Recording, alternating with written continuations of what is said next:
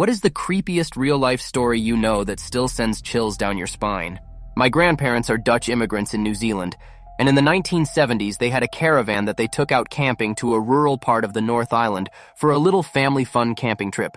My mom and siblings would have been 10 or younger at the time.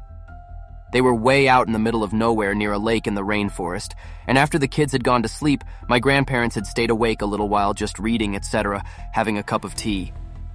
They started hearing strange noises, like footsteps outside and twigs breaking, maybe a hushed voice, but thought they were going paranoid. They were getting a bit freaked out at this point, but assumed it was nothing and they'd be safe.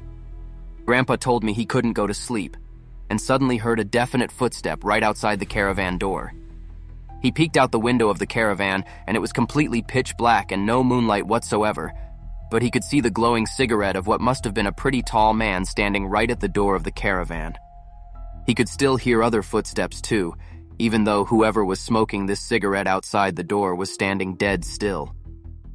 He told me he'd never been so scared in his life, but he had to do something, because he had his wife and 4 little kids sleeping inside the caravan, and so he grabbed his butcher's knife. He was a butcher by profession.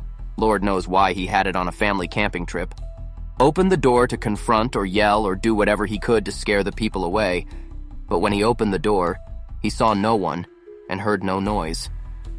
He thought he was going crazy, but he saw the cigarette butt on the ground outside the door, freshly finished. He got into the car straight away. He had everything ready to go, luckily, because he'd already planned on beginning driving early the next morning anyways, and drove everyone away and found somewhere else near a town to stay instead. Story freaks me out every time I think about it.